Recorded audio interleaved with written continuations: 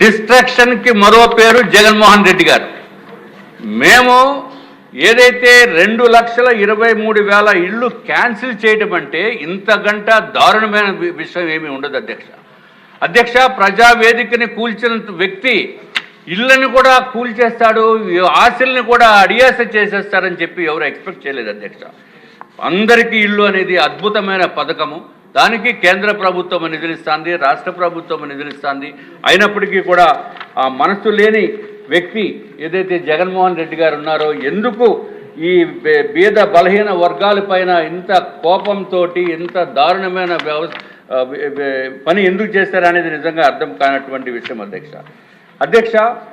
ఏదైతే కేంద్ర ప్రభుత్వము రాష్ట్ర ప్రభుత్వము ప్రతిష్టాత్మకంగా తీసుకుని ఆనాటి ప్రభుత్వము 2019 వరకు ఉన్నప్పుడు ఎక్కడా కూడా కాంట్రాక్టర్స్ పేమెంట్స్ ఇబ్బంది లేదు అధ్యక్ష. కానీ డిలే అయిన మాట వాస్తవము. దానికి డిలేకి కారణం ఏంటంటే సైట్ హ్యాండింగ్ ఓవర్ చేయటంలో డిలే ఉంది. అట్లాగే కేటగరైజేషన్ ఆఫ్ బెనిఫిషరీస్ అంటే ఏ 300 SFT ఎన్ని కావాలి, 430 SFT ఎన్ని కావాలి, 365 SFT ఎన్ని ఇళ్ళు నిర్మాణం చేయాలి ఆ పర్టికులర్ లేఅవుట్స్లో అని చెప్పి డిసైడ్ చేయడంలో లేట్ అయింది అధ్యక్ష. అట్లాగే ప్రభుత్వం మారిన తర్వాత జగన్మోహన్ రెడ్డి గారు వచ్చిన తర్వాత శాండ్ పాలసీ అని తీసుకొచ్చి ఎక్కడ నిర్మాణ రంగానికి శాండే దొరకనటువంటి పరిస్థితిని తీసుకొచ్చారు అధ్యక్ష. దాని మూలాన్ని సుమారు సంవత్సరం కాలం మొత్తము నిర్మాణ రంగం అంతా కూడా నాశనం అయిపోయింది అధ్యక్ష. ఇది ఒక్కటే కాకుండా కొన్ని వర్క్స్ని సస్పెండ్ చేశారు అధ్యక్ష.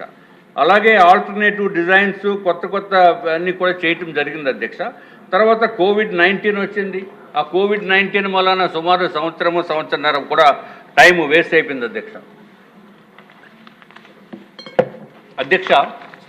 ఇది ఒక్కటే కాకుండా ఎంత డిఫరెన్స్ అంటే అధ్యక్ష, గౌరవ ముఖ్యమంత్రి చంద్రబాబు నాయుడు గారు ఉన్న టైంలో కాంట్రాక్టర్స్ ఎవరు ఇబ్బంది పడలేదు అధ్యక్ష.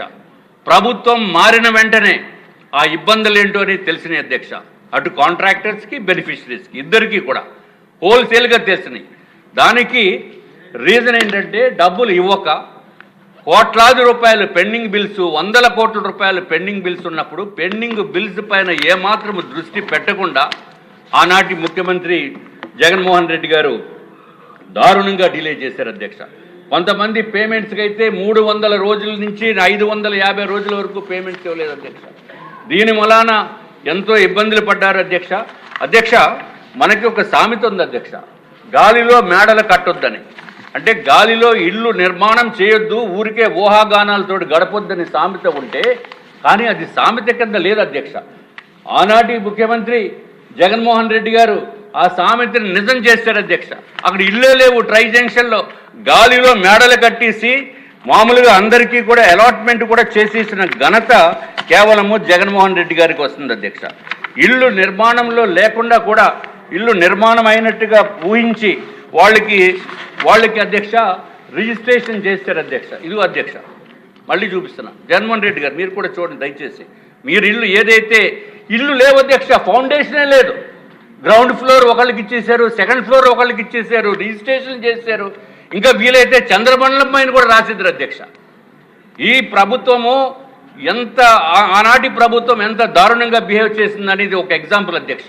1296 ఇళ్ళు ట్రై జంక్షన్లో ఫౌండేషన్ కూడా వేయనటువంటి పరిస్థితుల్లో వాళ్ళకి రిజిస్ట్రేషన్ చేసేస్తే అధ్యక్ష, ఒక్క ఇన్సిడెంట్ తమ దృష్టికి నేను తీసుకురావాల్సి ఉంది అధ్యక్ష.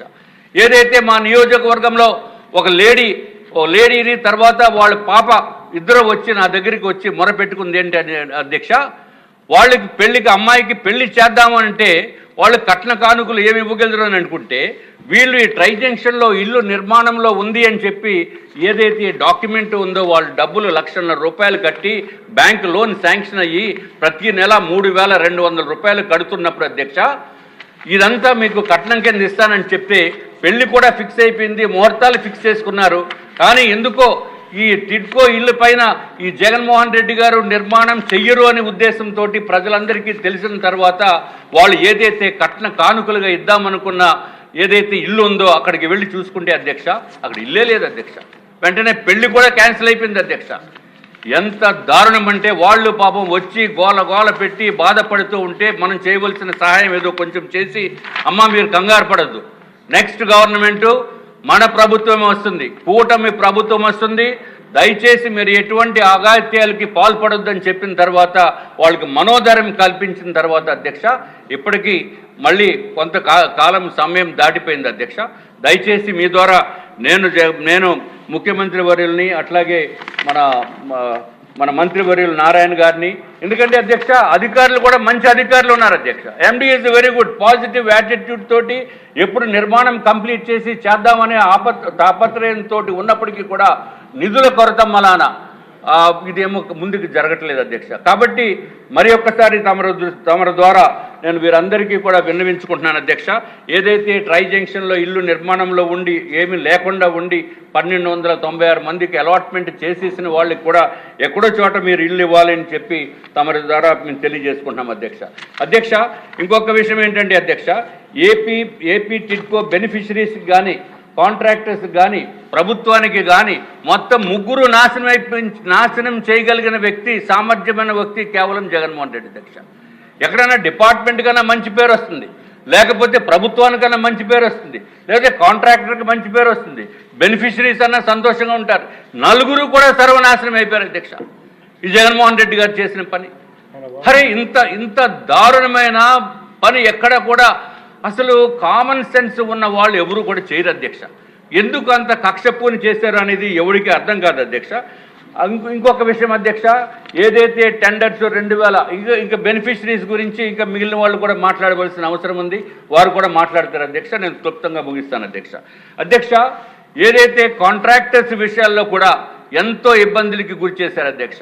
ఏదైతే కాంట్రాక్ట్లో జీవో నెంబర్ 94, జీవో 35 ఉందో అది కాంట్రాక్ట్లోనే నిర్మితమై ఉన్న క్లాజెస్ అధ్యక్ష. దాని ప్రకారము ఏదైతే ఏ సంవత్సరంలో అయితే ఎంత పని చేస్తామో ఆ పని చేసినందుకు ఆ ఎస్ఎస్ఆర్ రేట్ల ప్రకారం ఇవ్వటం జరుగుతుంది అధ్యక్ష. నెక్స్ట్ ఇయర్ కనుక ఏదైనా కారణంతో డిలే అయ్యి, ప్రభుత్వ కారణాలతోటి డిలే అయ్యి కాంట్రాక్టర్ రెస్పాన్సిబిలిటీ కాకపోతే ఎక్స్టెన్షన్ ఆఫ్ టైము ఇచ్చినప్పుడు దానికి మళ్ళీ జీవో 35, జీవో 94 అప్లై అవుతుంది అధ్యక్ష. ఈ 15 నెలల కాలమే ఒరిజినల్ కాంట్రాక్టెడ్ అధ్యక్ష. కానీ 15 నెలలు దాటిపోయిన తర్వాత కూడా ఎక్స్టెన్షన్ ఆఫ్ టైం ఇచ్చినప్పుడు అధ్యక్ష దారుణంగా అధికార యంత్రాంగం ఏం చేశారంటే అధ్యక్ష, extension of time is granted without liquidated damages and without price escalation. అరే this is really ridiculous in the entire country అధ్యక్ష. ఏ డిపార్ట్మెంట్లో కూడా ప్రభుత్వము మూలాన తప్పులు జరిగినప్పుడు కాంట్రాక్టర్స్ పైన పెనాల్టీ వేయటం అంటే ఇంతకంటే దారుణం ఏం లేదు అధ్యక్ష. పెనాల్టీ వేయలేదు, ఇండైరెక్ట్గా ఏమని చెప్పారంటే ప్రైస్ ఎస్కలేషన్ ఇవ్వన్నారు అధ్యక్ష. కానీ ప్రైస్ ఎస్కలేషన్ అనే క్లాజ్ కూడా టెండర్లో లేదు అధ్యక్ష. ఓన్లీ ప్రైస్ అడ్జస్ట్మెంటే ఉంది.